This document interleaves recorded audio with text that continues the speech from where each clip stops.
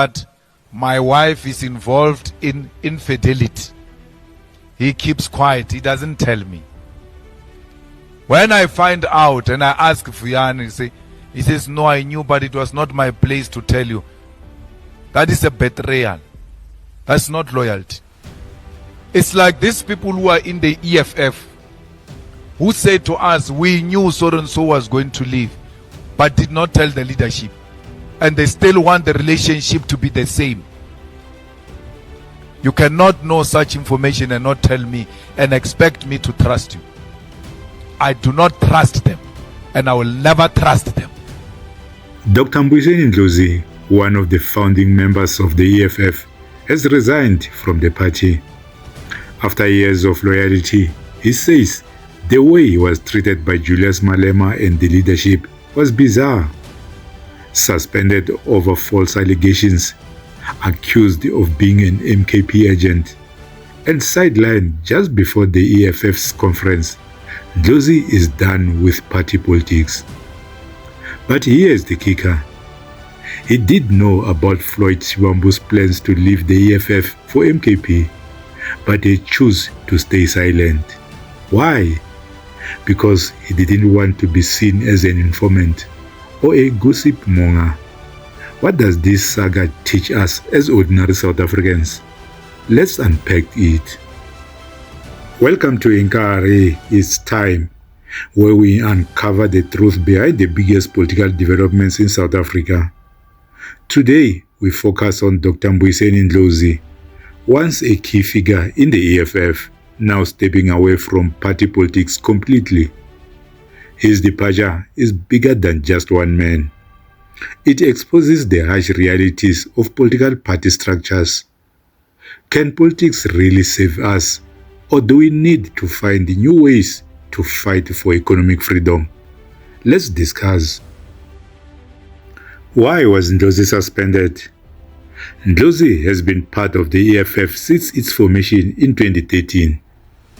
He was one of the party's most powerful voices. But just 6 weeks before the EFF's third National People's Assembly, he was suspended. The leadership accused him of 1. Being an MKP agent and waiting for the right moment to leave. 2. Knowing about Floyd Shivambu's defection to MKP and keeping it a secret from the leadership. But Ndlozi says all of this was based on lies. He insists that his suspicion was unfair and did not follow the party's own code of conduct. I'm speaking with someone here who is very well known as a politician who contributes to this country. Just over a month ago, your party held a very important conference. We never saw you there. We tried to ask, where were you? So we never got the answer. Here we are today. Where have you been? Well, I couldn't attend the conference of the EFF, the NPA, because over a dispute over my suspension. I was suspended about 6 weeks before the conference, and the suspension was unconventional in that it didn't rely on the code of conduct of the EFF summoned by its constitution, but largely the suspension rested on 2 counts. Yeah. On the one hand, the leadership said that it's in possession of an intelligence report in which they claim that I'm part of the infiltration strategy by the MKP. I'm working with the MKP. I'm planning to go to join them. I'm waiting for some opportune moment. The second one largely rested on the fact that I knew about the then Deputy President Floyd Shivambu's departure, and I didn't tell the leadership. Of course, I was told to stay at home, cease my participation in Parliament and the rest of the activities of the EFF. And so it was very important for me because they said that the investigation is still ongoing, and when the investigation is finished, I then would be given an opportunity to respond to these allegations. I think we can all agree these are dangerous and very serious allegations. At a later stage, the leadership argued that the report would only be ready after conference. and the matter has been referred to the leadership after the conference. It seemed fair for me to wait to clear my name in relation to these allegations so that I don't function with a dark cloud on my head or a gun on my face. As I said, we can all agree these are very serious allegations that one had betrayed the revolution, had been disloyal, and that indeed you are a double agent of some sort. Of course, I can state categorically now that I never planned to join the MKP. I still don't. I never worked with anybody in the MKP in relation to some conspiracy about my departure. And I think that whatever information they say they have was based largely on lies. The Floyd Shivambu factor, betrayal or loyalty. Ndlozi has admitted that he did know about Floyd Shivambu's plans to leave the EFF for MKP. But he also says he didn't believe it was his responsibility to inform Malema or anyone else in the leadership.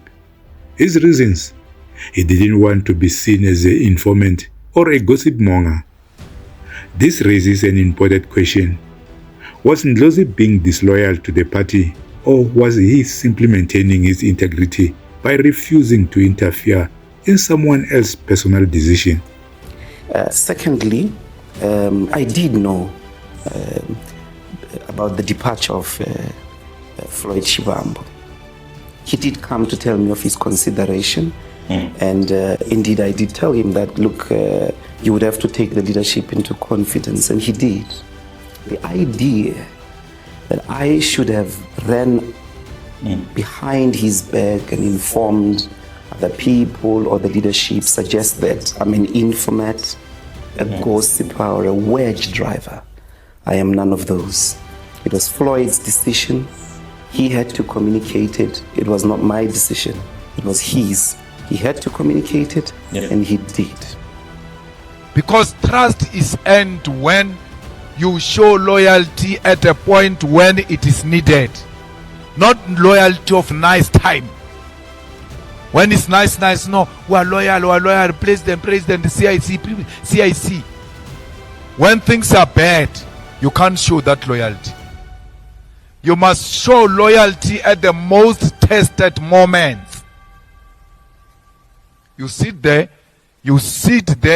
comfortably with people who are telling you an issue that is going to bring the organization into disrepute, an issue that is going to negatively affect the organization, and say, no, it was not my place to tell you. Where is loyalty there? You're not loyal. And people who are not loyal must never be trusted by anyone. They will kill you. You will die. You must vakervort. Kabaiza, without lie. Hey, you and so and so must make it and be together. We're fine. We're colleagues, we're fine. The Julius Malema factor, betrayal. It's shocking to see how Malema and the leadership treated Ndlozi, a man who stood by them from the beginning. Was he a threat to Malema's control over the party? Or was this just another case of internal power struggles destroying political movements? What do we learn from this? This whole saga shows us an important truth. Politics will not save us. Many people join political movements believing they will change the system from within. But in reality, these parties are often filled with internal fights, suspicions, and power plays. Even a respected leader like Ndlozi was pushed out after years of dedication. So, as ordinary citizens, we must ask ourselves, are political parties the real solution to our struggles? Or should we be focusing on economic independence, community organizing, and education instead? Ndlozi's next move: academia over politics. Ndlozi has made his decision. He is leaving party politics for good. Instead of fighting battles inside a party, he says he will be contributing through academia, research, writing, and critical thought to help the total emancipation of our people. This move raises an interesting question. Is intellectual leadership more powerful than political leadership?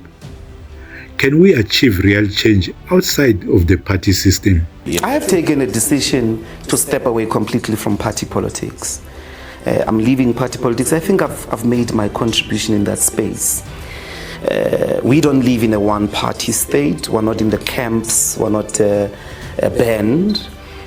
Politics are a free activity in South Africa. And party politics are not the monopoly of making social contribution. I think after this episode, I've taken a decision to leave all of party politics and contribute in the first instance to the academy. In the second instance, I'm very, very passionate about the upliftment of levels of discourse in the country. But most importantly, I think the terrain of struggle that has been neglected over the years is the civil society space. In that civil society space, I'm interested in it because it is where you are able to cultivate and agitate the notions of freedom, where liberation is about the people. Yeah. The people liberate themselves. And community development, research, advocacy. You know, it's time somebody did for the people of this country what AfriForum is doing for the Afrikaners. Yeah. I think that is the civil society space that one is having a conversation and thinking about. I'm saying that party politics don't monopolize the contribution to social change. And I have taken a decision to step out. The departure of Dr. Mbuyiseni Ndlozi from the EFF marks the end of an era. He will surely be missed. A founding member, a powerful voice, and a respected leader, now choosing a different path after facing betrayal and false accusations. But his exit forces us to reflect. Are political parties truly the way forward? Or do we need a new strategy to fight for justice and economic freedom? What do you think? Was Ndlozi unfairly pushed out? Was he right to keep Shivambu's plans to himself? And most importantly, can politics really change our lives? Drop your thoughts in the comments below. And don't forget to like, share and subscribe to Nkare Is Time. Let's have the conversation that matters and build a new path forward. Thank you for watching and take care.